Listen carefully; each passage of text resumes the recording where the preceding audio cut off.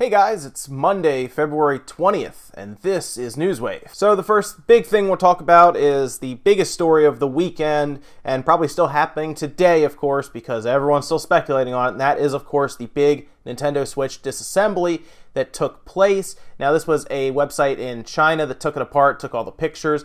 It's a site that seems to tear these things down and then sell the parts off, and it's more than likely been determined that this is probably a defective unit that they have received and they're going to, of course, take it apart and then resell all the working parts. And of course, during the teardown, we now have pictures of the actual chip and the die, and everyone is now scrambling to try to figure out what it is, and it's seeming more and more like it is actually a new revision of the Tegra X1, more than likely, that shares similar traits to what it would have been if it was Pascal. Of course, it's not Pascal, more than likely, but there is a lot of stuff we still don't know, and we need x-rays and actual scans of the chip to determine how close it is to the regular X1 or how close it is to possibly a Pascal chip. Like I said, there's still a lot we don't know, and it's going to come down to what those scans show us. I also found out that the Switch itself internally is built very well. They're definitely using good quality parts. This tablet part itself, the main unit, is very well built, so there's not a lot of risk there involved when buying it. It also has a very large heatsink, and the battery appears to be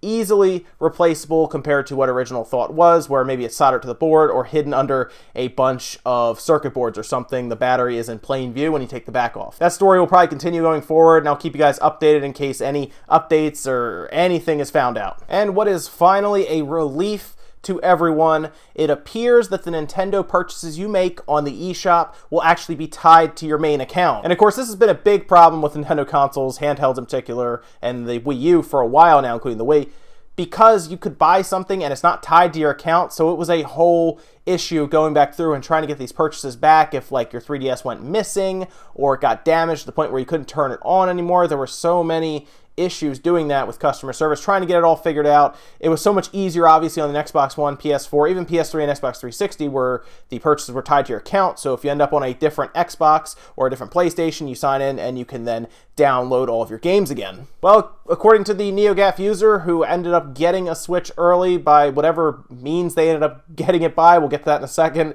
they actually found a statement in the system that read, "Your Nintendo account contains your Nintendo eShop purchase history and current balance. By relinking your Nintendo account after initializing the console, it will be possible to re-download any software or DLC purchased using that account." And this is good, obviously, because it's a big step forward for Nintendo, which, again, is a little odd to say since it's been like this for a while on other systems. It's just good that now we don't have to have that headache if you bought a game on the eShop and you're worried if your system goes missing that you may have been out the money you purchased that with, obviously, because you can't get your game back. Now it looks like it'll be much more current. You have an account, your stuff's tied to it, and you just sign in like normal, probably email address or even username, password, and you're good to go. So this was a really cool video that kind of popped up on YouTube under, I first saw it under Distify's YouTube account. Now, I don't know if this was something they found or maybe they reposted it. Either way, it looks to be from the event. There was probably a live stream that NIS America, NIS, however you want to pronounce it, America actually showed off their Disgaea game on the Switch, and they go and they pop the Joy-Cons back in, and you hear a familiar sound. 本体にガシャスイッチはいしますと So yes, now, of course, everyone's just going to be doing that from now on. That's probably like a 100-hour game on its own. People just popping the Joy-Cons in and out. It's interesting to note, though, when I was playing the Switch at the Nintendo event, that was not the case. Even that screen jump where it kind of tells you on the side, it kind of brightens a little bit, gives you an indication of it being attached. That wasn't the case at the event I went to. This maybe is added to the final build of the OS before it goes out. If that's the case, that's awesome. Or maybe that's only in-game it does it. I'm not sure. But either way, that is an awesome touch. And I have a feeling those rails are going to get worn out very quickly from people just popping the Joy-Cons on and off over and over again. Like I said, that's probably to a lot of people is a 100-hour game on its own. And we finally got some good looks at the Final Fantasy VII remake that's coming up. The big game we're all looking forward to, of course, to be able to replay Final Fantasy VII in ridiculous graphics, obviously. Remember seeing the trailer for it. Screenshots and everything for it were really big at the time. And now we actually get some new direct 1080p screenshots, and this comes from the Magic Monaco 2017 event, and it was shown off by Tetsuya Nomura, where they talked about Final Fantasy VII and showed, like I said, screenshots from the early boss battle with that big mechanical scorpion. And this is the battle right in the beginning of the game when you're kind of storming the factory and you're attacking one of the reactors. You end up fighting this big scorpion. Of course, I probably don't need to tell you guys that. I'm sure you know. But we actually get some really cool looks at this boss, and then we also see some stuff from the battle system, which includes a menu that strangely has materia in it, which is odd. It says attack, magic, materia, and then item, of course. And it also shows them having HP that is very high for this stage of the game. I mean, at this time, they were both right around the 300 to 400 HP mark in the original game, but in this game, they both have well over 1,000 HP. And those are just a few things to kind of point out here as we look at these screenshots. Now, the thing that's kind of a shame here is Nomura actually wanted to show full video of this fight, like this actual event happening, but for some reason he was vetoed. That whole decision was vetoed by what says to be his colleagues or his coworkers. What that means is probably the video footage that they had, or the gameplay footage they had, was not complete. Maybe it looked a little rough and they didn't want to show it off to the public to be scrutinized and say that it's a junky game or something. That's probably what happened. Or maybe there were parts that were unfinished. They didn't want to set off a glitch in front of everyone. It wasn't tested enough, but it's a shame because that means we were this close to seeing the battle system in action, and it would have been really cool to see that. Oh, and they also decided to show a screenshot of Kingdom Hearts 3 for some odd reason, maybe just to tease us further, but here it is. So there's that. I guess they haven't forgotten about that game yet. That's awesome. Hopefully we see it at E3, and maybe we actually get some gameplay and full footage and hopefully a release date.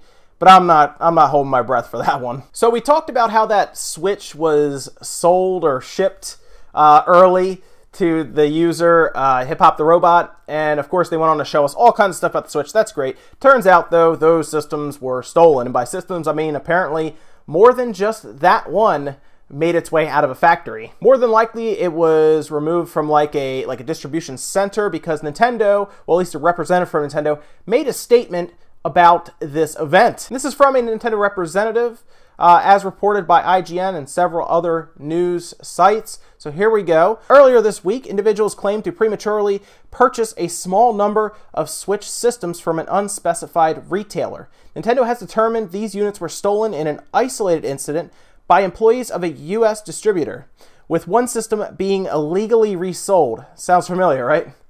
The individuals involved have been identified, terminated from their place of employment, and are under investigation by local law enforcement authorities on criminal charges. So at this point, yes, it looks like somehow Hip Hop the Robot bought the system from a third party that got that from then another third party that was probably stolen from a distributing center. It sounds like it was actually, I guess, a pretty elaborate heist there. They, I guess, decided we're going to take some Switches and then we'll resell them for a decent amount of money, and then somehow Hip Hop the Robot came into possession of it. I have a feeling that when they put that up on the internet for everyone to see and that thing gained like 1 million views in 1 hour or something crazy, yes, Nintendo probably became aware. There was part of the video, I think, where the barcode is flashed, probably the serial number as well. And at that point, it was just connecting the dots for Nintendo to figure out where they came from. But yes, it sounds like everything, I guess, is back to normal for the March 3rd launch. It sounds like all of these Switches have been retrieved and people who, I guess, stole them have been dealt with. So at this point, it's just on to release day. And we had a press event from NIS America over the weekend, and they announced a ton of games for all different systems. Some of the biggest ones, though, that we saw were Ys 8, Danganronpa V3, and Concept Revolt for the 3DS, which was interesting. We also got word that Disgaea 5 Complete, which will contain all of the DLC from the PS4 version, will release on the Switch May 23rd of 2017. I talked about this before. If you have not tried Disgaea, it's on Steam. It runs on pretty much any computer at this point. It's an awesome strategy RPG, and if you have not played it, I recommend you try it out. But yes, Danganronpa V3 Killing Harmony will release September 26th, and that's going to be on the PS4 and the Vita. Concept Revolt will make its way to the 3DS sometime sometime over the summer. They didn't really give us an exact date. They just said summer 2017, so I'd keep an eye out for that if you were interested in that one. And then the big one, of course, Ys 8 will be coming out sometime in the fall on the PS4, the Vita, and Windows. Interesting to see that NIS America has not forgotten about Vita, unlike Sony, who seems to have just completely forgotten about their own system in this case. And thanks to NeoGAF, once again, we get to see exactly what's inside one of those cases when you buy a Nintendo Switch game. These photos were posted on Twitter and then taken down. I assume they were for some reason in trouble. But it did show up on NeoGAF, and then a lot of people did manage to grab the screenshots and different pictures of these. This shows us Bomberman R in its complete glory in the case and everything taken out, and then even flipped over so we can see what the back of the cartridge actually looks like. It's interesting to note that the game does not appear to come with a manual, and when flipped over, it's a very proprietary or very interesting looking game card on the back with all of the pins very exposed. But overall, it looks good. I mean, I think the case probably is a little too large. They could have made it smaller, but really, I guess being the size of a PSP case isn't that small anyway. I mean, if you get it too small, then the case will probably get lost. But I do like this. It's reversible cover art. Looks good. And you know what? I'm going to be collecting mostly physical copies on the Switch, so I look forward to building a nice little collection on my bookshelf here with all these different games. I will say I do miss manuals. I wish they still came with games, but I understand there's a few things with, you know, environment and all that stuff. Don't want to waste paper when you just put it on the game now. I just, you know what, I just kind of miss it. It was something I really looked forward to back in the day to get a manual with my game. And that's it for Newswave today, guys. Make sure you comment, like, subscribe, all that good stuff. Let me know what you think about any of the stories talked about today. Maybe you enjoyed seeing Final Fantasy VII Remake. Maybe you wanted to see it as a video instead of screenshots. I know I did. Maybe you enjoyed the NIS America conference that they had. Maybe there was a couple games on there you liked. Let me know about that down below as well. And maybe, you know what, maybe you enjoy that Switch sound so much you just want to tell us about it down in the comments. Let me know, guys. I will see you next time.